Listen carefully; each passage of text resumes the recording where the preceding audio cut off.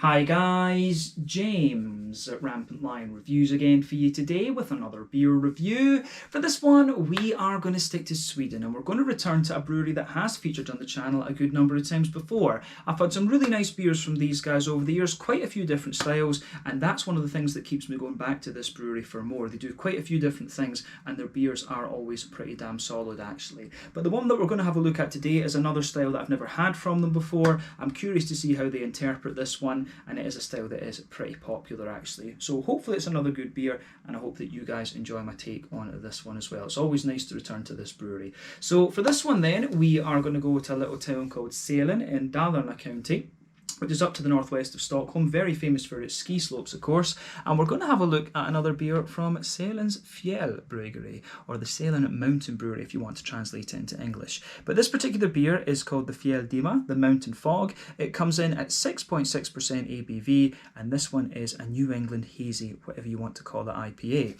So this beer was released here in Sweden as part of the Lokal Småskalig assortment through Systembolaget. This one was released for April of 2021. The exact release date was the 6th because it was delayed for all the post-school and things coming out on the 1st of April. But yeah, certainly curious to see how this one turns out. So let's crack on and see how we get on with the review then. So, as always with my reviews, I'll tell you a little bit about the brewery before we taste the beer. If you want to get straight to the tasting, just fast forward. All the usual links are in the video description below. That's the brewery website, the link to my other reviews that I've done from Sälens Fjällbryggeri before, and we will no doubt add more to that list in the near future. But there's all the usual social media down there. If you want to see more reviews, do please consider subscribing to the channel. The whole channel, of course, has a geography-based tagging system, so you can go into the homepage and search for beer based on country, city, state, county, province, prefecture, whatever it is you happen to be interested in. Do check out the playlists of beers from different countries. There is one there for all the Swedish beers that I've reviewed for you. That's constantly being added to, and as always, please do get in touch and let me know some of the other beers and breweries that you guys would like to see me review. It's always great to hear from you guys that are watching the videos, and the support that you show the channel is hugely appreciated. So anyway, to tell you a little bit about Sälens Fjällbryggeri then, on to my brewery notes. So this brewery, as I've mentioned to you already, is based in the small ski town of Sälen, which is in Dalarna county, to the northwest of Stockholm, probably about halfway up Sweden if I'm remembering the map correctly. But this brewery was founded back in 2012 by Pelle Hoffman and Magnus Engström, who together own the Gustav Grill and Bar restaurant in the Lindvallen area of the town. So they also own the Hemfjällstugan and Fjällbaggarn restaurants as well, but Pelle had been an avid home brewer for a number of years and he'd actually won quite a few competitions. But he then decided that he wanted to sell the beers in their restaurants, and this went down very well with the customers. Initially they were producing just very small 50-litre batches, and so they were very prolific in producing a lot of different beers, and they still are pretty prolific with that today. But the positive reaction actually prompted them to go kind of fully commercial, if you like, and get their beers into Systembolaget as well. So when they got a new premises, they started off with a capacity of about 200 litres per brew, but then they moved into a new premises in Lindvallen where they have a 2,000 litre brew kit from the Czech Republic, and this gives them an annual output of around 250,000 litres of beer per year. They do have plans to expand this further with new fermentation tanks and things like that as well,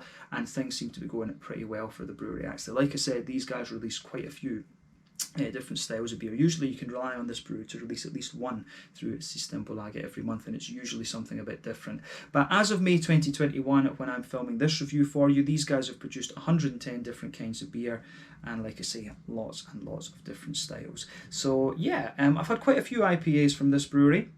I think I've had a red IPA, if I remember rightly, a white IPA at one stage. I don't know if I've had a black IPA right enough, but I've certainly had one or two West Coasters as well actually, so maybe we need to see about getting a black IPA from these guys. We had an IPL from them fairly recently as well, which was quite an interesting beer. But yeah, definitely check these guys out if you get the chance. As I've told you before in other reviews, there's somewhere in the region of 750, 800 little Swedish breweries these days, and you can find some real gems amongst the relatively unknown and smaller breweries throughout the country. So yeah, that's all I can really tell you about Sälens Fjällbryggeri for the moment. If you want to learn more about these guys, you can check out the brewery website. You can follow them on Facebook and Instagram to keep up to date with all the latest goings on, and you can check out the Rate Beer, Untappd and Beer Advocate pages to learn more about all the different beers that these guys have done. But yeah, let's get on and have a look at the beer itself then. So I'll just let you have a little look at the artwork on this one. It is quite nice, you know, you get pretty similar labels on all of these beers, you know, that the kind of deer and things like that, or the moose I should say rather, and the wolf and the bird. So yeah, it's kind of like a hunting lodge sort of theme that they've got on there, which I really like. But there you can see the standard bottle cap that you get from Sälens. I think some of them have got different colours, but yeah, pretty similar to what we've seen before in terms of artwork from Sälens Fjällbryggeri. But like I said earlier, it's 6.6% New England Hazy, whatever you want to call it, IPA, this one, and it just tells you a little bit about the brewery on the side here. The only thing it says that's a bit different is that Fjälldimma Mountain Fog is a very aromatic New England IPA with a mild bitterness and tones of tropical fruit. So yeah, that's the only little bit of difference on the label of this one really, apart from the colour. But yeah, let's get it out and we'll get on with the tasting. There's quite a wee bit of sediment in the bottom of this one, so yeah, interesting. So let's get it out and we'll get on with the tasting then. Curious to see what this beer has in store for us. I think this one cost me in the region of 35 Swedish krona. So that translates roughly to €3.50, £3 sterling, $4.25 American. So yeah, not too bad, not too bad. Sediment. It's actually not too bad on the bottom actually when you do it up, but there we go. You can see a nice little bit of haze out of this one. Oh yeah, no, it just looks a little bit, it's just basically a ring. Yeah, it's a ring around the edge of it, but the rest of it is actually okay. But yeah, let's set the bottle back down so that my OCD is happy. There we go. And now we can look at the beer. So, as you can see with this one, and as you would expect, it's poured very nicely. So, I would say before the head disappears, this one's poured with about a 2/3 finger of a perfect white head. Very, very bright actually. Wouldn't even describe that as creamy, definitely a perfect white head on this one. But that'll no doubt fade away a little bit to leave a very kind of thin foamy layer. Just remember though, I was a little bit aggressive in the pour there to get some of the sediment out of this beer, because usually that's good oats and things like that you'll get in there. But yeah, in terms of colour with this one, I would describe this as a very kind of rich sort of mixed tropical fruit juice colour. This one, it's got a sort of ambery, it's like a very rich ambery leaning yellow actually. One or two big bubbles sticking towards the side of the glass, a few little ones going up towards the bottom of the head there, but the level of haze that you get in this one is actually pretty damn impressive for a 6.6%er. But remember, the colour of these beers depends on 1, the type of malt that you use, 2, the length of your wort boil. The longer you boil the wort, the more the sugars caramelise, thus you get a darker colour of beer. But in the first instance, the kind of level of colour, if you like, the magnitude of the colour, is determined by the types of malts that you use. But you know, barrel aging and adjuncts are also going to play a role in there. And when it comes to the New England hazy IPAs, it's the oat and the wheat content that determines what level of haze you get in these. But yeah, certainly it certainly looks very, very nice, this one. So nothing overly surprising about it in terms of its appearance when you consider what style it is. But let's take a closer look at the aroma and just see how we get on with this one then. Very, very curious to see what it has in store. So yeah. Ooh, that does smell quite nice actually. First thing about this one, you get a lot of oatiness out of this. I think this is going to be an oaty leaning New England IPA. So as I've told you in previous reviews, you can take your New England IPAs in maybe about 6 different directions. They can be yeasty and farmhousey, kind of grainy and rye malt leaning. They can be sort of oaty and creamy, wheaty and bitey, you know, sort of barley malt leaning and bready, and they can be a little bit sort of brown sugary leaning and things as well. So yeah, you can take them in a few different directions, but quite often you'll get 2 or 3 of these different characteristics, you know, showing their face. But yeah, the aroma of this one is pretty nice actually. So the beer itself, I'd say the backbone of this one, it's got, you really smell the oats in this. At the back of the nose, you do get a little bit of a kind of wheaty bitiness out of it. There is definitely a little bit of that in there, but you can smell a nice soft white bready character in there. But to me, the malty base is the oats that kind of, it smells like it's the oats that really dominate in this one, to be honest with you. But yeah, the thing to remember with this one is the bottle will have been it has been in the fridge a couple of weeks, so it's not at its absolute prime freshness. And what tends to happen with New England IPAs is that the oats do tend to thicken out both in the aroma and the flavour actually. So you can smell a little bit of that going on with this one. But yeah, the aroma to this beer is pretty, on the malty side of things, it is quite thick and oaty and creamy, which I do like. A little bit of wheaty bitiness at the back of the nose, like I say, and you can pick out a soft white bready element in there. There's one or two wee bread crusty qualities to it.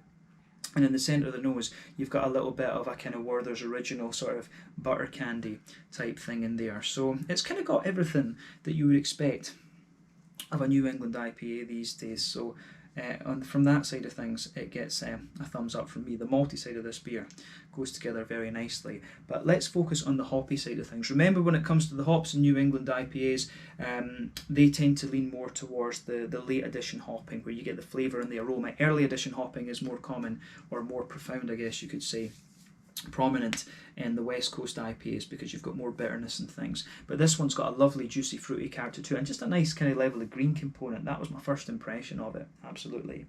But yeah, when you take in the aroma of this beer, you get a little bit of earthiness out of it, but there's a nice bright floral aromatic character to it. This one, it's not too spicy and bitey or anything like that. It just has a nice little bit of smoothness, and you also have some you've also got a nice little bit of a grassy, kind of zesty quality out of it as well. So I can really appreciate how that side of things goes together. So yeah, the green component for me, this one, it's got a lovely little bit of smooth grassiness, a nice little bit of floral aromaticity, and it also has a wee bit. It certainly has a little bit of a. It certainly has a little bit of a kind of juicy, fruity element to it as well. So yeah, it's the green component for me, it has a nice little bit of smoothness to it, not too bitey, but it has everything you'd expect from the New England IPA once again. But let's focus on those nice juicy fruity notes, because the green component actually is quite soft, and it sort of works well with the fruity elements in this beer. This, I will say, the fruity elements in this beer seem very, very familiar actually. So you know, maybe it's something along the lines of like a Simcoe and like a Simcoe and a Mosaic or something like this. I think there's the hops that are in this one, I don't think are anything kind of crazy and unusual. So yeah, for me on the fruity side of things, you do get a wee bit of a kind of pungent, a slightly more pungent passion fruit out of it. There's some juicier mangoes in there, which could be citra right enough. And then, you know, there's one or two little apricot-y elements. But yeah, for me, the tropical side of things is a big juicy mango-y element, and a little bit of a there's a little bit of a, as I say, a wee passion fruity pungency to it. But yeah, a little bit of a kind of mosaic-y tangerine element coming out of this one for sure. And I think with the little bit of earthiness that the beer has, I'm pretty sure that there is a little bit of mosaic in this one. There's maybe a wee touch of pineapple coming out of this beer as well. So yeah, light, juicy kind of tangerines, a little bit of pineapple in there, some juicy mango, some apricot-y undertones, and I think just a wee hint of a passion fruit. So it could be a Citra Amarillo, come to think of it. It could be that, and maybe a wee touch of Simcoe. Or sorry, a Citra Mosaic, not a Citra Amarillo. It's not quite oily enough and zesty enough, I think, to be Amarillo. This one, it smells like a sort of softer, juicier tangerine, come to think of it. So I think maybe Citra and Mosaic, potentially a little bit of Simcoe. I'd be curious to know, actually. But yeah, regardless, there's something very familiar about the fruity aroma of this beer. So as I always say, take a little bit of time and just ponder over the aroma of the beer before you get stuck into it. This one is quite nice, quite an oaty, creamy leaning New England IPA for me, with some lovely juicy fruity characters and quite a soft and smooth green component as well. So yeah, I think it's about time that we have a taste of this beer. So this one is the Fjälldimma, the Mountain Fog, coming in at 6.6% ABV, a New England hazy IPA from Sälens Fjällbryggeri. Nearly forgot the name of the brewery there. Sälens Fjällbryggeri in Sälen in Dalarna county here in Sweden. Let's get stuck into this one. Slange, skål, cheers.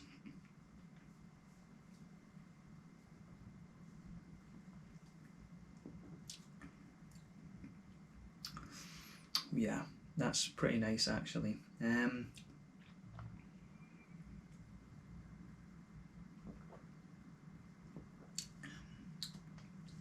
Yeah, one of the things, my first impression of this one is, it's actually as you always seem to get with the Sälens beers. I think I love noticing little signature things about these different beers, and you notice the same from like the likes of the Aroma Brewing Company and quite a few of these breweries in Dalarna and in Jämtland and things like that. Their beers just feel extremely clean because of the water quality that they've obviously got up there, and this beer kind of shows it once again. I've commented on this with the Sälens Fjällbryggeri beers as well. So yeah, this one I think is very, very nice. So well done to certainly well done to Sälens Fjällbryggeri once again. It's just a very solid New England IPA, this one, and very clean. It's got their kind of signature to it, so you can't ask for much more than that these days. There's a hell of a lot of New England hazy IPAs out there these days, and it gives you everything you want, to be honest. It gives you what you want out of the beer. So yeah, let's try and break down the flavour of this one down a little bit more for you and explain it.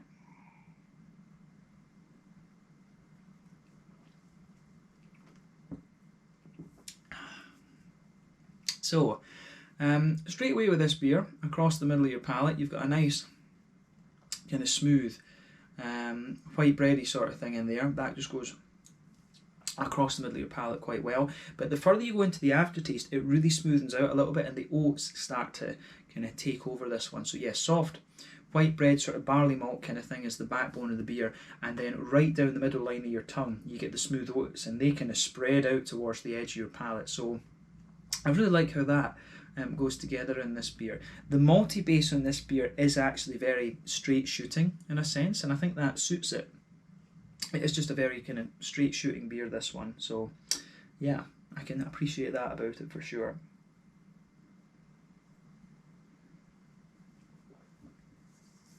And the more that you drink of this one, the more smooth and oaty it becomes.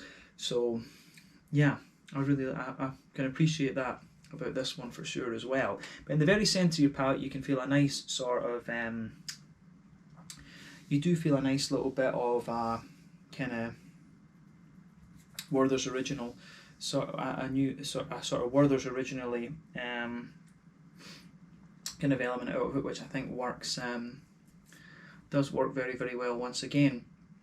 So a wee bit of that butter candy there. It's almost like a little circle in the middle of your palate. You just feel a little bit of that kind of Werther's Original brown sugary kind of element sitting in there on top of the big thick oaty notes, and then the kind of white bready smoothness sitting underneath this one. But yeah, if you go on to the into the back third of your palate, you get more of the wheatiness in there. So border region between middle third and back third of your palate, you feel a little bit of a bready build up in there, and also a little touch of I say kind of bread crusty quality there. But then on the back third of your palate, you can definitely feel some of the oats do creep across, of course, but then you can feel a little bit of the more wheaty, bitey quality towards the very back of the palate. But sitting on top of that back third of your tongue, you've got the nice yeasty elements coming out of it, so you can feel that nice airy yeasty kind of quality sitting there. So when you start from the back of the palate and go forward, you can feel those nice tall airy yeasty flavours there, and it just sort of gradually condenses down the further you go forward on the beer. And then as you reach that border region between middle third and back third of your palate, condenses down quite a lot. Then the middle third of your palate is just a little bit more squashed together, but nice and smooth and kind of creamy actually. So yeah, it works very well in that sense. So it gets a thumbs up from me in that regard, absolutely. So malty side of this beer is pretty solidly done, and it feels a little bit lighter, but again I think that might be due to the sort of clean mouthfeel of this beer, but we'll come to that later on.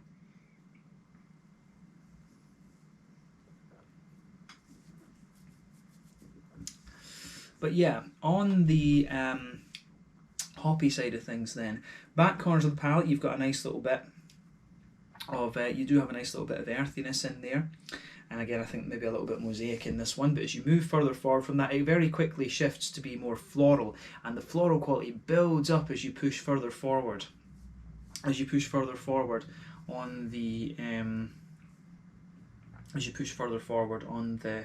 towards the kind of front corners of your palate. It does have a nice little bit of a kind of floral aromaticity there as well, but then round the front curve of the palate it's a little bit lighter and and grassy, I think. So that works.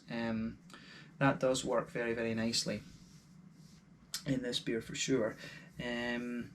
So yeah, the green component for me, it's quite smooth on the grassy side of things, which I do appreciate, but you do get just a little touch of floral bitterness out of this one, and I like that about it. I certainly appreciate that about this beer. It's just got a little bit of a bitter bite to it, which you need in a New England IPA. But on the green component, I would say it's one of the smoother ones I've come across, definitely. But yeah, let's focus on that front third of your palate then, and those nice juicy fruity characters. So border region between front third and middle third of your palate, again you get a little bit of a sort of doughy bready build up to this one, which I can really appreciate. A little bit of a kind of bread crusty grainy element coming out of the beer as well, which is good. But yeah, that certainly works in this one for sure.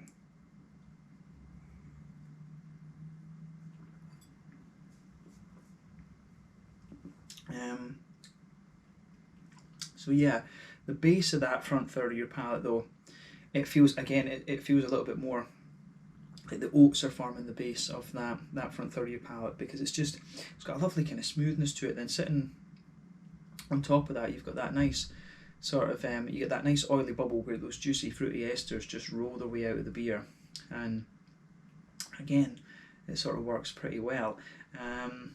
Fruity notes though are a little bit more, they feel a little bit more subtle in this beer compared to how they were in the aroma. But let's break that fruity side of the beer down for you.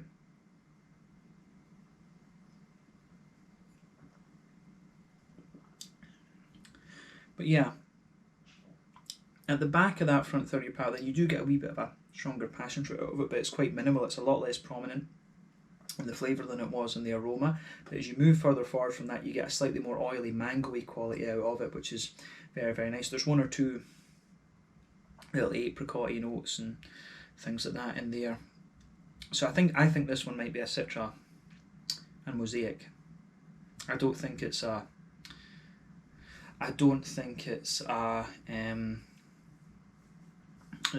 trying to think if it could be anything else. I think the oily mango that you get out of this one, that makes me want to say that it's a Citra, and there's just a wee touch, as I say, of a more strong passion fruity note in there as well, and that's what makes me say Citra rather than Simcoe, because it certainly has the smoothness of Simcoe. I always like playing guess the hops with these beers, but like I say, these days it gets increasingly difficult with all the different hop varieties that are out there.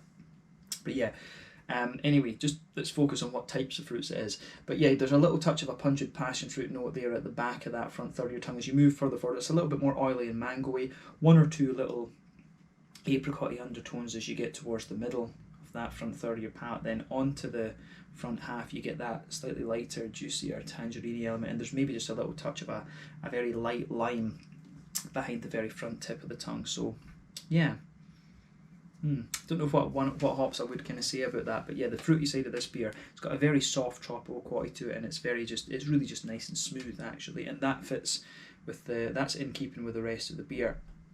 So yeah, I think on that note, we've summarised the flavour of this one quite well. Let's focus on the mouthfeel just to round off the review there. So yeah, this goes together very nicely, definitely.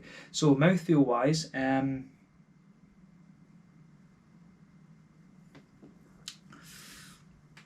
this beer I think pushes the top end and mid-bodied. The carbonation is very smooth, it's got a little bit of slickness to it and a slight oiliness. So yeah, I certainly like how that goes together. Just a very clean beer. I mean, you get that lovely kind of mountain water cleanliness to this one, which I can certainly appreciate. But yeah, top end and mid-bodied, smooth carbonation, a little bit oily and slick, and a nice cleanliness to it as well. In terms of hoppy bitterness, I think it's your fairly standard 25 or 30 IBUs. Lovely kind of oaty. Lovely kind of oaty smoothness to the malt. It's a very, very smooth malt base. This one with just a little touch of sweetness. Then you've got some nice juicy, light tropical fruity notes to it as well.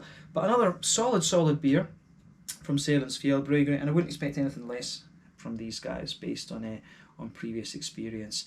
But yeah, I think we can leave it at that for this review. So yeah, once again, thank you for watching my beer reviews. Until the next time, please like, subscribe, share, all the usual YouTube stuff. Let me know your own thoughts on this beer in the comment section below. Let me know your favourite beers from Sälens Fjällbryggeri. This one's just a really nice, easy drinking New England IPA, very, very smooth and very clean, which is in keeping with what we've had from Sälens Fjällbryggeri before. So yeah, the Fjälldimma Mountain Fog, 6.6% New England hazy, whatever you want to call it, IPA from Sälens Fjällbryggeri in Sälen in Dalarna. Pretty much in the middle of Sweden, actually. So yeah, thanks again for watching. Check out my social media, and I'll see you guys on the next one. Really nice to be able to return to this brewery and have my first New England IPA from them. Slàinte, Skull, and catch you guys in the next review. Cheers.